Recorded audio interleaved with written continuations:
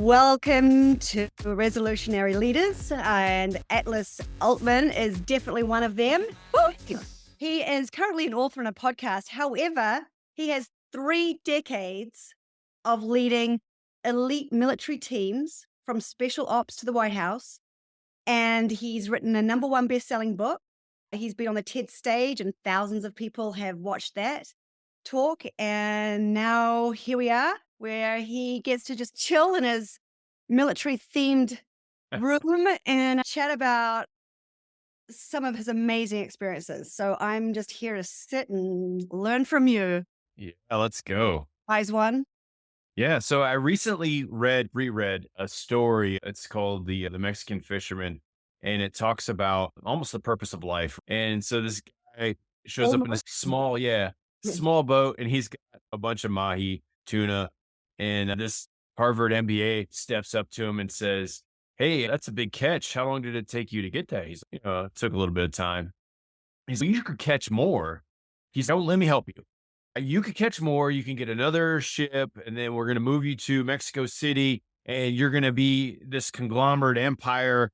And he's like, "Why would I want to do that?" And he's like, "So that you can become bigger and that you can do this thing and more people will know who you are." And he's like, "Well, why would I want to do that?" And he's like, "You'll do that, and then you'll be successful, and then you'll retire, and you'll end up a small town doing exactly what you're doing right now." And I feel like I've done that whole journey, and I wish I would have heard that parable before I did the journey, because this side of all of that seems to be a lot more fun whenever it comes to owning my schedule and doing the things that I want to do and spending time with the loved ones that I have and hanging out with my friends and listening to them and their journeys. What I hope to do with your listeners today is shed light on some of the things that'll help them fast track their way through that journey that I'm sure they're all going through. And so the biggest things I will share with your audience from the leadership perspective is that no one's got it figured out. There's a reason why thousands of books are published every day on leadership and thousands are not read. There's a reason why people go into leadership talks looking for something, not the leadership talk, but something for them. And Yeah. I believe that every leader has something that continuously develops inside of them. And whether you're leading in a corporation, leading in a church, leading in your life, you're always leading something. And knowing where you are in your journey is the most important part. And knowing that you don't know everything is the first step. So welcome to the podcast, right? This is why you probably created the whole thing. Where the more you know, the less you know. That's it's so true. I recently stepped into Brazilian jiu-jitsu. I've never done jiu-jitsu ever. And one of the things that you start off anything with is I know nothing, teach me everything, right? Mhm. I am getting into fights with it doesn't matter what age you are, you can be in Brazilian jiu-jitsu at any age, and it's great exercise. But I'm getting into fights with kids that are like half my age. And I'm broken. I have things that just don't work like they used to. And it's an interesting experience now, knowing that I can come in humble and learn way more than I would have if I would have started this journey 20 years ago. And I might have a higher color belt, but I'd be a different person altogether. And I think we all seem to figure that out later in life whenever we do things. James Maxwell says you got to do the did before you start talking about it. So Maxwell has a point there. You got to do something before you actually learn the experience level to be calm about the rest of life. And for me, that's in jujitsu right now. I don't go all the time. I probably could have if I was in my 20s, but man, I get beat up and I'm like, I'll take days off. I got a couple of recovery days. You, That's right. That's right. No, it's fun to watch my kids grow in that mindset too. And for me, it's always been physical. As a kid, I grew up learning mixed martial arts before that was a thing, and built into me some kind of structure where I look to others as valuable immediately. Mm, And I think leaders miss that step a lot, especially new leaders. They'll come in and say, I was promoted or I was put in this position because I'm capable, I am able. And that is all true. But the reason why you're there, most cases, is to lead, not to do. And people forget that all the time when they get put in those positions. They want to do what they're good at because people like to do what they're good at Mm. instead of helping everyone become good at what they do or finding the passion in everyone else. So that's been one of my core models. I put that in my book, and that's just finding out who people are and making sure that they do what they're passionate about instead of whatever you're asking them to do. It's fun. It's a fun time, but no one's got to figure it out. What's the name of your book? My my last book is Rule of Three Leadership, and Hmm. it's how elite leaders win. It's a decision model. Do they always do this? Firstly, secondly, thirdly. Is it like I love everybody? that. Yeah. I I love mean, that. I'm gonna break that down into three things. Yeah.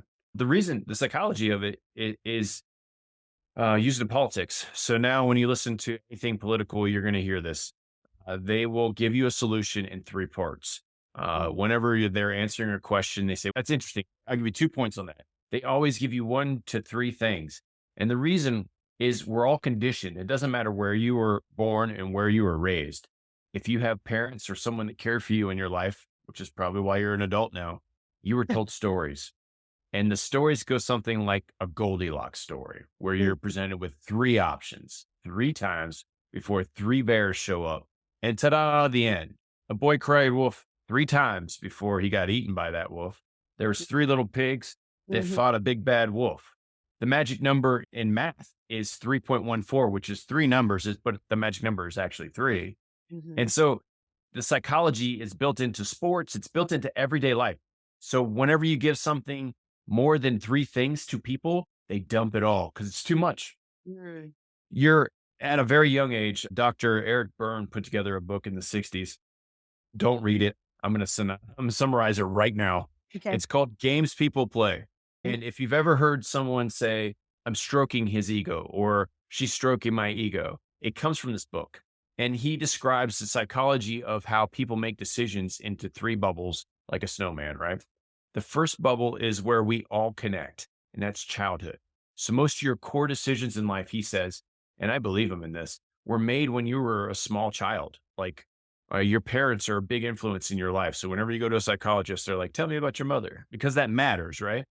So all of the things that you did in a child like mindset, they are core to your beliefs.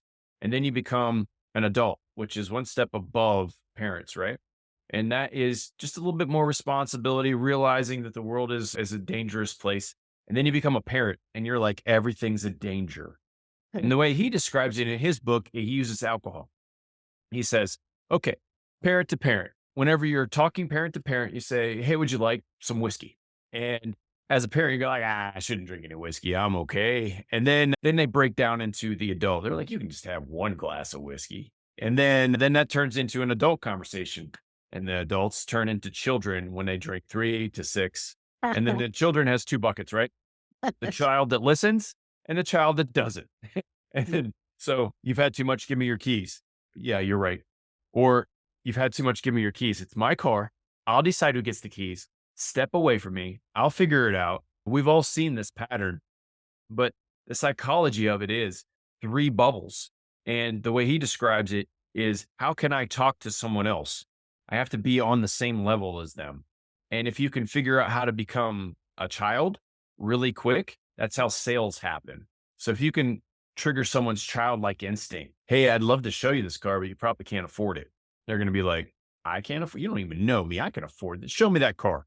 They're going to trigger on that unless they've been experienced, which is the whole thing with the mixed martial arts combatives in world. It's just, I have seen this trap before. I'm not stepping in it. You're right. I don't want to see that car. No, oh, I guess I'll show you the second most expensive car. I wish you get really responsible. That other child, you're just like, there's 2 buckets of kids. He's like, you're right. You're absolutely right. I can't afford that. I can't even afford. Yes.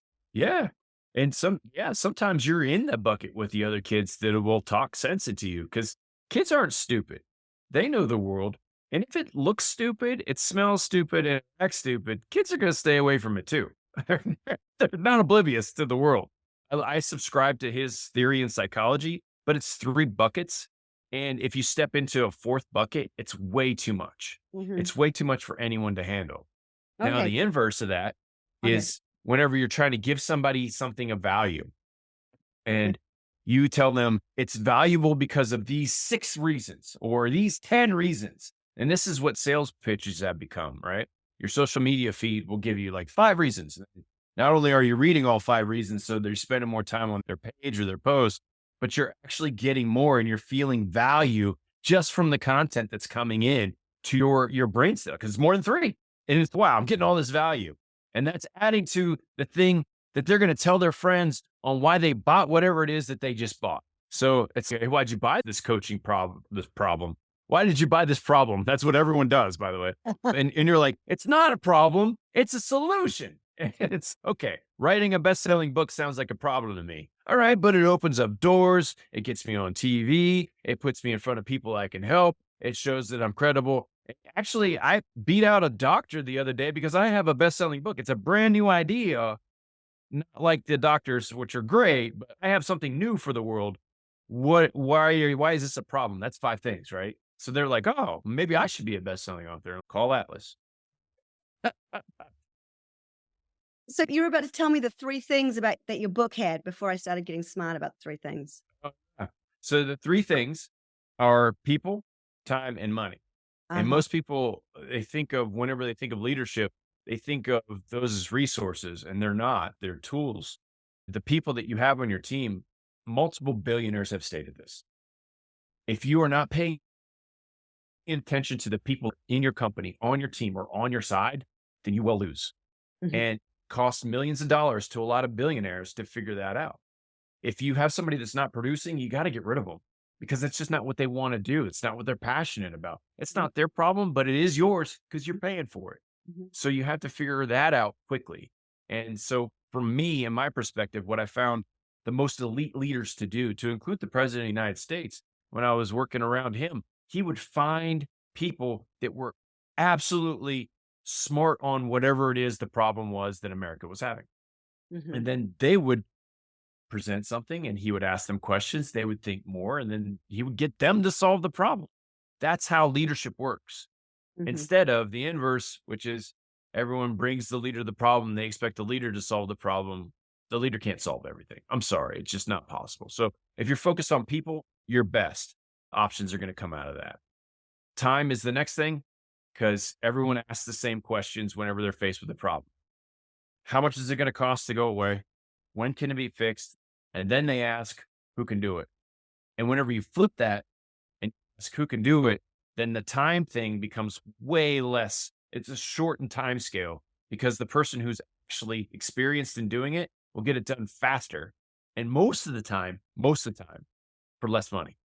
Mm. So the example that I have never shared with anyone that I'll share with your audience is getting your car fixed. So I like to fancy myself as a mechanic. I have an old car that I work on. It's a 68 Roadrunner. I like to get in the engine and like mess around with the spark plugs, or I'm looking at the gaskets, or I'll change the oil, something standard. But whenever there's something wrong with it, instead of me trying to diagnose it, I always bring it to somebody that's an expert in classic cars. And because I have found that if I spend weeks or sometimes months trying to diagnose it, I could have saved all that time and actually been driving my car if I just brought it to the expert to begin with. The mechanics that are all built in and ingrained in us, I see that come out in every different aspect, whether it's project management, budget, whether it's time and on your schedule. People just need to figure out who can do it and then have that come out whenever they have the problem instead of doing it the opposite. Just let me buy some technology. This technology still have the problem. I think that that right now is the shift that we're trying to make in business, and that is the human comes first. You really everything is human centric. And yeah, if you don't treat your people right and you don't put the right people around you, get rid of the wrong people, it's just that there is the secret sauce to innovation and success. And I think people are really struggling to create the environment for people to actualize their human potential, right? That's what a leader is creating the environment for people to really show up and fully show up at the table. Yeah, I think you nailed it.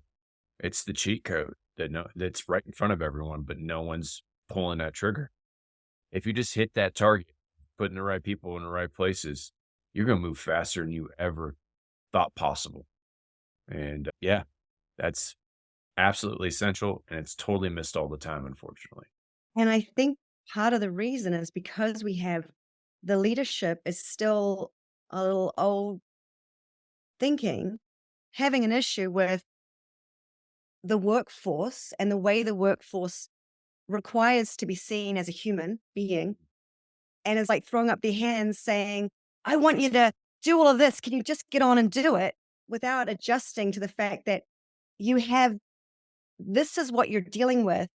Stop getting angry at them that they're not working the way you want them to work. When you're the leader, it's your job as the leader to create the environment for them, and they're not you, and they need something different. And it's that transition of being able to the analogy that my friend who's from Uganda used was, I've got American children. She's got American children. I've got American children. We we can't raise them or get mad at them Hmm. for not acting like we did in New Zealand and Uganda Yeah. because they're Americans. And I brought them up in America. Like this is who they are. I have to develop my skill set as a to parent that kind of human. And I think it's the same with the leadership of really embracing that we need to acknowledge that people are human. Yeah. I love that because it's very common nowadays, especially to not step back and ask questions instead of give directions. So instead of telling people that they're wrong and they should do it a specific way, the real answer is asking them why they're doing whatever it is that they're doing the way that they're doing. Because the environment, like you nailed it, the environment is 100% different every time. You can't create the perfect environment. It doesn't exist.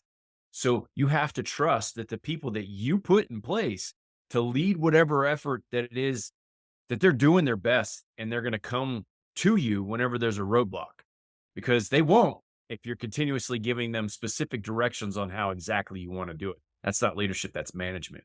And that Mhm. there's a place for management. There is a place for management. But a lot of people, especially like you stated, the older hats in the room, the people that have been around, they're used to a management structure that they call leadership. And they confuse the two quite often because they don't understand that people now have way more information, way better dealings with technology. I am connected to a bunch of people, 5 billion people to be exact, on the internet. So if I need to talk to somebody who is an expert, I could probably find a good headway and where I need to start because the information is more accessible than it ever has been. And it's on me to solve the problems, not my leader, not my manager. And so whenever I bring a solution as the expert, as the leader of whatever it is that I'm leading, to whoever it is that has the problem, and they tell me that's wrong. After I researched it for years, spent my nights, spent my life, missed soccer games or whatever, you're going to tell me I'm wrong because you're more experienced in whatever it is that's brand new. I see it all the time. It's junk. And it's hard to call out that junk whenever people are like, you can just leave and start your own company. It's usually what happens. And I think and I want to talk. We talked about something that's obviously a day to day experience for someone in the military, and that's the navigating fight, flight, or freeze. And we're talking about the impact of decision making when you're in that state, and how now that people in the workplace are still wired up the way we are wired up to survive in dangerous, physically dangerous situations, Mhm. that when we interpret something as threatening, our bodies still have that fight, flight, or freeze experience. Yeah. And you were saying something fascinating about the way that the military are trained now around functioning and processing that state is Yeah. at a whole different level than when you began. And I thought that was fascinating given our workforce is, I think, m- people are in that fight, flight, or freeze space Yes. and so much more Mhm. than they used to be because it's such a diverse environment. Diversity, things that are different, we naturally perceive as a threat. People that sound different, look different, act different, we see as a threat. And so we're much more inclined to be triggered into this state where we cannot function at our best. And so, as a leader, the ability to not say to that guy that's just done all of that work and come to you and said, that's wrong, this is how we do it. As a leader saying, no, that's not how we do it. That's a threat now. Like you've just completely shut the Yes. situation down. And I think that is really underestimated by the old Yes. hats. It is 100% underestimated. Their environment and their experience comes from a different place, and the ever-changing culture that introduces the technology pieces to the everyday fight that everyone has. You got to remember, like, war and civilization, they combined on things like PTSD is considered something that anyone can have, but it was commonly associated with warriors. And that's not something that's new to warriors. We used to have a whole host of other things, shell shock, heart. It's been called a lot of things, but only recently has it been introduced to everyone could possibly be battling with PTSD. And the mental health side of that, I'm not a mental health professional. I have a problem with the D in disorder because it does trigger me. Whenever you tell me I have this thing and then someone tells me it's not right because they have experience, that pushes me into a defensive mechanism. That flight, fight, or freeze turns into something that I'm either trained in or I'm not. So we talked about the training aspects of it. And I think the world has gone a different way whenever it comes to the training aspects of what do I need my culture to look like? People are going to, these computer-based programs and they're saying, "Hey, watch this video." No one's watching the video, by the way. No one watches it. So whenever you're expecting your workforce to be trained, they clicked or they have a little mouse mover while the training was going on. They ain't watching that.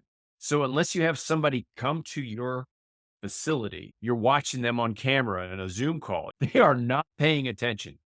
And so the training aspects that we used to see whenever these old hats you used to get the training in an auditorium somewhere, it was way different than it is today. So the training reaction that you get from most people, it strongly correlates with social media. So whatever is in someone's social media feed for your environment will be what you can almost expect to happen. They're either going to flight, which means they're going to go tell a follower, not a leader. I'm going to say that again. They're going to tell a follower, not a Mhm. leader. They're going to get on their thousands of followers and tell them how their boss sucks. They're not going Mhm. to tell their boss how he or she sucks. That environment is not something that has existed until recently. So that's the fight. The fight has gone away. Everyone really likes the confrontation that they see that's fake, also pushed in social media, but they'll never duplicate what they're seeing on there. They just feel some kind of emotional tie to that. And a lot of it is triggered around hate. If you want to be really good at social media, you start off your social media post with something negative, just like the news, because that's what it is. It's news to everyone who's reading it. But if you have a company culture that takes the social media and weaponizes it in a different direction, then your company culture will change. And you'll see evidence of that with Google put out lots of information, not only because they're Google and you could Google them on their company culture, but also because they wanted to weaponize how they take care of their employees so that they could attract the talent pool. If I'm looking for a job and I'm a highly qualified person, who am I going to go look for? The employers that are taking care of their people.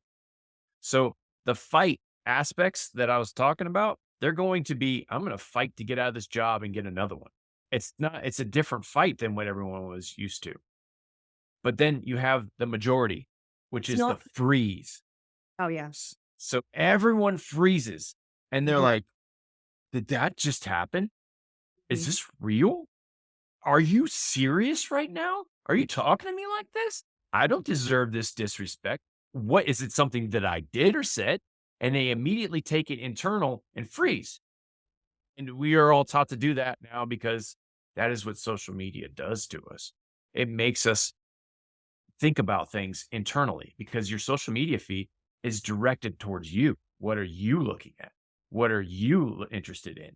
And then now you take that world and you transpose it over into our world, and you have something amazing that you've never seen before because you're processing things that don't really exist in the real world because you've seen them. And your training now creates an environment. In the military, we do it old school. We make you physically do stuff. You're going to physically work out. You're going to run. You can't virtually run. That's just not something you can.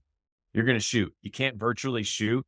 You're going to shoot. If you do virtually shoot, you're going to shoot a weapon that weighs the same. It has the same recoil. It's going to be a video that doesn't cost much in ammunition, but you're still going to have the same physical impact. Whenever you're trained about something serious, they bring you into an auditorium. So for me, when I learned about motor mechanisms of my mind whenever I was going to experience combat, we brought in an expert in that field. And that person said, whenever you get shot at, these are the things that are going to happen. And they did. And then I was not surprised because my training said that this was going to happen. And now I could go on with whatever I needed to do instead of try to process this internally. Like, why am I feeling this? The problem that many corporations and organizations have now today is they don't have people like you and me in front of their leadership management teams, giving them actual leadership management scenarios and telling them this is probably going to happen. What are you going And to do about it? and I think, to your point, that the majority of people now just freeze when something happens because they're not able to process what's happening in their body, and they haven't had that practice. They haven't practiced in state. So with the military, Yes, they put you in a high, they do. stressful environment, and they make you learn to function like that. And what's happening now is people are in the work environment. They don't know how to function, have a difficult conversation, give feedback, successfully take feedback because they're feeling threatened and they're frozen. And Mhm. be able to train like that, that's the training. You take Yeah, the team, you put the team in a stressful environment, you get them all whipped up, and they have to learn how to manage their amygdala so they can get back into the executive function and actually be constructive in that environment. yeah, And when you have a team that's has a one toxic leader and is creating an environment where everybody yep, is walking on eggshells, you've got a team that is functioning at a very small amount of their ability. And yeah, the sooner as a leader you identify that, the sooner you can identify when you've got a toxic situation and fix it, the better. The damage that's done is it's irreparable. it is. The problem that a lot of organizations have right now is they can't identify that person because that person's not going to be outed. They're two-faced. So to leadership, they're goody two shoes. They're the best thing since Oh, sliced yeah. bread. And Oh, then they yes. two-face it and go be toxic with their teams and toxic with the result. You'll see a decrease. You always do. When you have a toxic leader, you're going to see sales go down, operations slow. People are not going to be innovative anymore. People are not going to want to come to work. In fact, you're going to start losing people. Oh, yeah. And then you're gonna be like, "How did I get here?" And it's yeah, you know what? You could have figured this out earlier if you would have done the training. And But the I training think is so mm, I think there needs to be systems in place. That's what is missing because it's not every there are not a whole lot of horrible people trying to be horrible managers or that's leaders. true. There is Yeah, just a lot of people who don't get any feedback and don't have the awareness of the impact they're having. yeah, And so to be able to surface that feedback in a way that's constructive for leadership is so valuable. And we really, the majority of companies just don't have it. It's not safe as somebody who is not, the power differential isn't in their favor. It's not safe for them to give that feedback. yeah, So you've got to mm, have that system in place so you can quickly identify that leader and support them into improving or get them out of there. yeah. The easiest way to do that for people who may be thinking, "Maybe I have one of these organizational problems," is to bring in all your leadership team at the different levels and then Mhm. have them rate each other 1 to 5. 5 being the best and one being the worst, and let them peer group rate themselves. And what you're going to find is that you're going to find somebody in the 3 you thought was in the 5. You're going to Okay. find somebody in the Are they- 2 that you thought was in the 4. So they're anonymously rating each other. Yep. Okay. Yeah. It's the easiest thing to do to figure out what the pulse is. And then once you figure that out, what are you going to do about it? There's lots of people that you can go get an online program from and make them watch videos that they're not going to watch. Or you can have them do a self assessment 101, whatever. There's lots of life coaches out there. There's also lots of leadership coaches out there. Professionals hire coaches. Professional sports has a lot of coaching in it and they perform at the highest level. So I'm not a coach. I believe in it though. I believe that the people that help me out are usually in my peer level and they tell me if I'm being nefarious in some way. They're like, this seems nefarious. I'm like, I didn't mean it like that. I'm glad you told me. And they're like, yeah, you should probably change how you're approaching things. And without that peer group, those coaches, without those coaches, I wouldn't be as successful as some of the things that I'm trying to do. So let me ask you a question, since the military's pretty advanced in the special forces, let's say. Okay. How you're in the special forces, you've got to trust each other. You've got to create the ultimate safe psychological safety because Yeah. it's literally your life at risk. Yeah. How do So you, as a team, how do you weed out, like when you have a weak link? Is it because you're all in a place you can give feedback? Like, what is it? yeah, so my grandfather and my father were both in special forces in the army, and I got to see some of the things when I was growing up where they would handle their own, and that means that they would question them, ask them things, but they were all very close knit unit, right? When I went into the Air Force, Special Forces in the Army for the United States. Um, so I had Special Forces people working for me when I was a Special Operations Director, but I worked in Special Operations community and I got to see everybody. I got to see everything from the Navy SEALs to the Green Berets, the Rangers. And then we had some Air Force TAC-Ps and folks. So I got to see the full gambit of how they do it. Here's the one staple. It's a special operations. It's the first rule of special operations. And it's people are more important than hardware. And let me define that a little bit further. People are You more know, important people are more important than hardware. So hardware. yeah, people are the most important. Mhm. That's it. So in order to be in special operations, any of the branches, you have to go through a session and selection process. So you have to be invited. Are you better than average? Cool. Are you willing to put yourself through something extremely painful in order to become something better? Cool. All right. What happens when you fail? Because every one of these selection processes includes a failure. It took me 3 times to get into the special operations community. 3. I didn't just say, hey, I wanted to be in special operations. I have the rank. No, they assessed me. They brought me in front of my peers, my would be peers. And then those people got a vote. And then they asked me questions. And then they did a little sidebars and they figured out if I was the right fit for the team.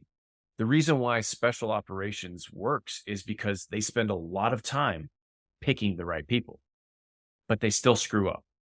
Okay. But that there, I Still mean, screw up. first step is that, like Yeah. picking the right person. Yeah. And that's a very intense assessment. And I think that the peer review is obviously a Yeah. big piece of Well, it. that's where I'll go. It's so they still screw up. So even though you're good right now, doesn't mean you're going to be good tomorrow or the next day. So Oh, every day that you show up, you have to prove yourself as part of an elite team. And the minute that you dip, because some people dip really far, if you dip, then you have to check each other. And that is real talks have happened. I've mhm. had some real talks where I'm like, what are you doing? To other people in my elite community. I'm like, why are you like this? What happened? Did you get hit in the head? Real talks. How do you have that? How, like, that obviously you've got the environment to have that, the safety to have that conversation. But tell me, what does that look like? And so I'll give you one. So before I got out of the community, I was starting social media posts and I had one that went viral and I filmed it in the gym and I went from like 50s to 40s to 30s to 20s, the dumbbells, and I'm just pumping them out. And I put a Henry Ford quote on there that says, whether you think you can or you think you can't, you're right. And I went back after I went down all of the dumbbells and I went back to the 50s and I did it again. And people were like, oh, and it started blowing up. But I didn't know this.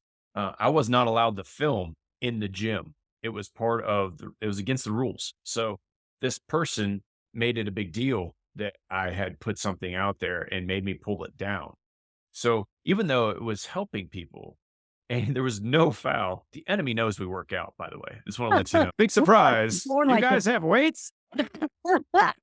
So like the whole thing wasn't that. It was just like, why is this a big deal for you?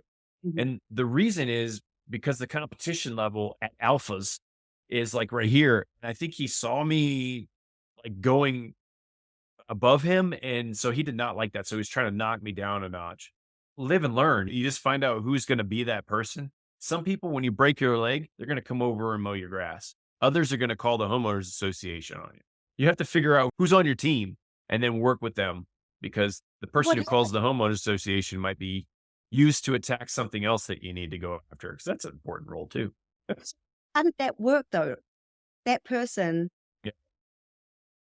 who was petty, Mhm. trying to call you out for breaking a rule. Yeah. So the first thing that I did with that was I went into my boss's office and I said, hey, this person's saying that I should pull it down and called security on me. So there's a good chance I might get escorted off the compound. And he's, no, you won't. I saw the video too. I thought it was a good video. Just talk to the security people. And I did. And the security people were like, that was a good video. You're not supposed to do that. And I'm like, okay, what do you want me to do? And they're like, delete it. So I deleted it and, like, take it off all your phones, slap me on the hand. And then I went and talked to the other person. I was like, dude, I was going to block you from my social media so that you can't do this to me again. But I'm just going to let you continue on my friend group. But know this, I have boundaries and you just stepped over one. Why didn't you come to me first and talk to me instead of blowing this out of proportion? Because I probably would have pulled the video down with a one-on-one, but you made it something bigger. And now I see you, dude. And now our relationship will never be the same. And it wasn't. It still isn't. So he broke the code. Like He broke my code. but to me, like his behavior decreased safety and trust, and that's what you need. So he broke the code. This is what I'm asking. How do you, at this elite level, deal with people who are not operating at that higher level? Because Yeah. All right. So here's the difference. There are people that follow black and white. They can only see the black and white. And whenever the black and white is not followed, they attack. Those people are managers.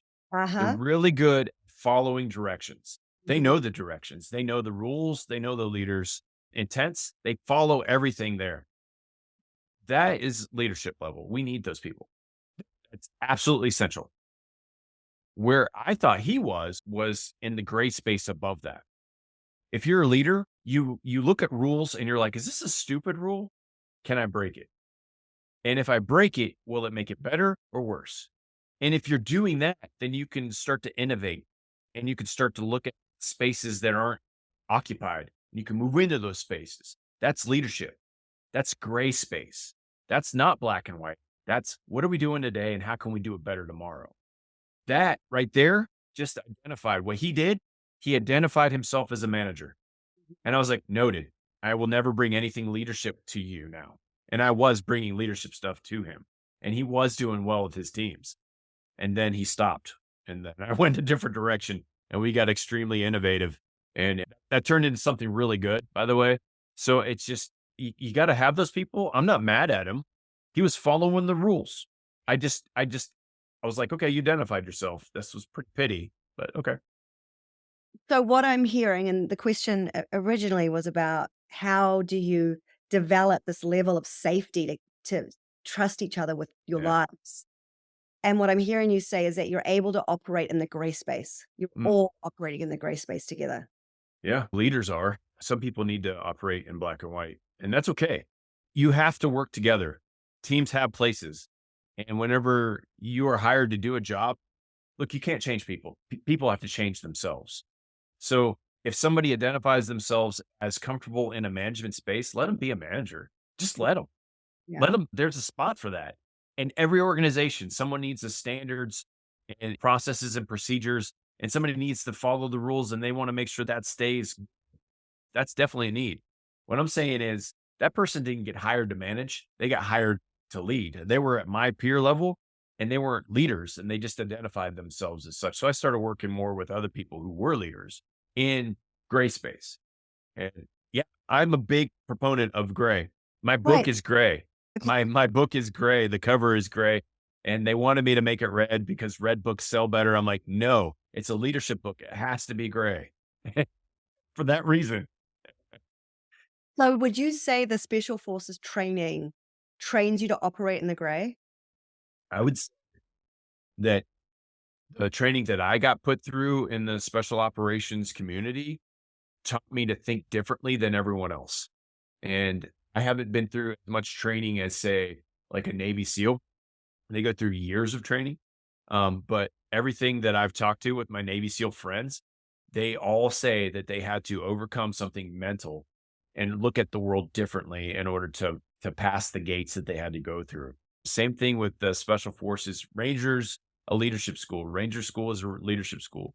What it's really teaching you is how you can lead yourself through sleepless nights, no food, and everyone's tired and cranky. You get put in these situations where you have to win. And if you don't, then you're not going to pass. And some people can't pass.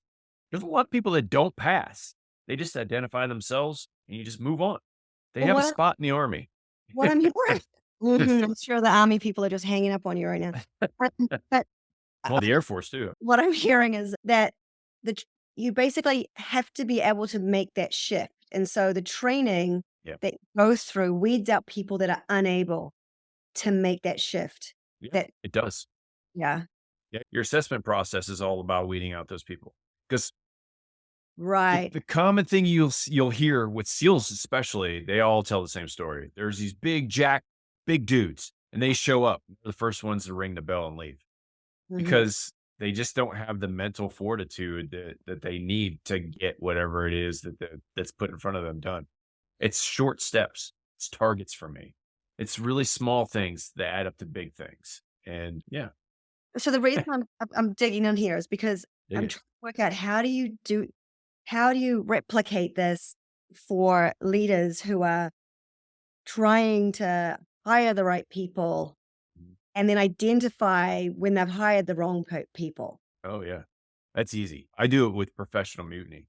So whenever I've done like 4 of them in the last month, 2 months. And what I'll do is I'll come in and I'll talk about the golden age of piracy. And Mhm. I talk about historic leadership through pirates because pirates think different than the rest of the world. So in Uh-huh. the 1600s, 1700s, privateer with boats were these nations to go around their nation states, right? Because there was 4 countries at war at the time. And so these people were like, okay. And then when they realized they don't have to work for a country, they became pirates and they started thinking differently. And they were leading these people, right? These people who weren't going to be given a fair chance. They were going to be led into an uncertain death in high seas, and they just didn't know what was going to happen to them. But they decided to go into piracy, sign an oath with the pirate captain, and then the pirate captain turns into something else. The number one thing with piracy is you have to think differently. And I'm not glorifying piracy and saying, hey, that was really cool. What I'm saying is there was a leadership element there that no one's tapped into. And it can be applied to your business and it's applied to special operations and it's applied to every elite team because ability to think differently is something that's in us that we just don't exercise. Mhm. So what I'll do is I'll go in and I'll give a primary examples of these pirates and what they did and how they led. And then I'll do an assessment, make sure that they know who they are, what kind of pirate that they identify with. And that's all fun. But the best part is the professional mutiny. And what I do is like on a professional level, you guys all have some stupid rule around here. I want you to think about what it is. I'm going to tell you a story about mine. And then you can tell me afterwards what these stupid rules are. We write them all down. It's basically a glorified griping session, right? Uh-huh. Uh-huh. But realistically, no one's asking these people what's wrong with their culture, but they know it's water cooler talk. And the problem that you have with other people doesn't go away until it's resolved. And if you have people problems, people don't get over people problems very quick and until they don't work. So people problems are your number one thing. And so I expose that through professional mutiny. Everyone gets really emotional and then they ask for something. I'm like, all right, what is it that I'm going to ask your leadership for? I get a lot of, can I work from home? I get a lot of, because that's reality. You can work from home. Why Mm. aren't you able to work from home? If the commute could be a half hour or 2 hours, doesn't matter. Your commute is taken away from your life. If you can do your job from home, why are you paying for office space, major corporation? Just a question. Answer it. That's all it is. But no one's answering that. No one's asking it. And those problems, they exist. So I do it that way. I ask, what's the stupid thing? And mine is easy. Like when I was in the military, I would put my hands in my pocket. You're not allowed to put your hands in your pocket when you're in uniform, apparently. So everyone would be like, "Hey, sir." Normally, it was somebody that worked for me. They'd be like, "You can't put your hands in your pocket." I'm like, oh, we got one of these. Challenge accepted. Why not? And they're like, "What's against the rules?" I'm like, "What rule specific?" And then they would give me an Air Force instruction since I was in the Air Force. AFI 362903. Oh, yeah. And that is paragraph what? And they're like, I don't know. I'm like, I'll tell you what it says in the paragraph. It says I'm not allowed to put my hands in my pocket when I'm in formation. I don't see anybody else around me or commanding me in a field, so I'm not in formation. So I'm allowed to do this. And then I had an Army Sergeant Major come up to me and say, "Hey, you're not allowed to put your hands in your pocket. It's against the Air Force or the Army regulations." I go, "I'm not in the Army, one, but I don't believe you." I was like, "No, tell me why." And they said, "Because you're less lethal." And then I would pull my knife out because that's where I keep my knife pocket. And I'm like, ah, They're just stupid, ah. bro. Yeah. So, like, I had these stupid rules that I broke on purpose to get people to think differently. And, like, whenever I would have that conversation with people, they would approach things differently. And I have lots of stories on that. Lots of stories where people were wrongfully accused of doing things that were against the rules that weren't really against the rules. And I've kept people in the military where people have attacked them from higher ranking positions and said, you didn't do X, Y, or Z. And that is not legal, ethical, or moral. So come on, man. And I would defend these people at the risk of my own career because it was the right thing to do. And that happens in every organization that you're in. Well, I So think you rules have to. are used as weapons. It's a way to control people. And the rules don't apply to some people, but when somebody wants something to happen a certain way, suddenly the rules are applying over here, this way. Yeah. Yeah. Life isn't fair. And people make rules to try to make it fair, and it's just never going to be fair. So give up on that task. But the rules, a lot of them can be rewritten. And anyone who is listening, can rewrite the rules. All you have to do is say, this is a stupid rule. I would like it to be this. And then let them decide. Don't self select and be like, what's a stupid rule? And now I got to follow it. No, call it out. That's the first step to making sure you have a better life, a better environment, to better leadership. And you as a leader should be attuned to these things because people should be coming to you saying, this is a stupid rule. And if you're not getting that, then you're probably not approachable. You're probably not leading. You're probably managing. And you're probably losing people left and right because you are not the person that needs to be in that role, probably. So Unfortunately, hard to hear, but I'm it's gonna true. do I'm gonna do a professional mutiny next week at one of the companies I'm consulting at, see how it goes. Yeah. It's a hospital, so I'm sure there's a lot of stupid. Yes. There are, yes. I haven't done any hospitals. No, no. Yeah, there are. There's a lot of policy involved there. And from the hospital perspective, insurance is going to get involved. There's a lot of different medical laws that are involved that aren't involved in a lot of other corporations. So that'll I think be I mean, fun. because people hide behind rules. That's what I was trying to say before about people using them as a weapon. They're hiding behind a stupid rule. And they can say, there's a reason why there's this rule, it's for this and that. But if you actually think about it, is it a stupid rule or is it Yeah. a, or if it's good, if it's an important rule for a good reason, I get it. But I think what you're saying is you've got to question the rules because sometimes Yep. the rules need to change, like working from Yes. Yes. Absolutely. Yes. Anytime you outperform anyone, you're going to get questioned on it with the rules. That's usually how it works. I have experienced that. I have absolutely experienced that. Anyway, I really have appreciated and enjoyed this conversation, Atlas. You are very interesting, and I hope we get to chat more. And Sure. thank you. Thank you. I'll put a link. What do you, I'll put a link to your book, right? Yeah, you can do that. Everything can be found off of leaders-kit.com. So that's my Lead- podcast that's coming out. That's my book. That's the stages that I've been on. All that stuff is available through Leaders. Dash Kit. When you're in the military, you get issued kit for specific uh, terrains. Thanks for having me. This has been fun. it has.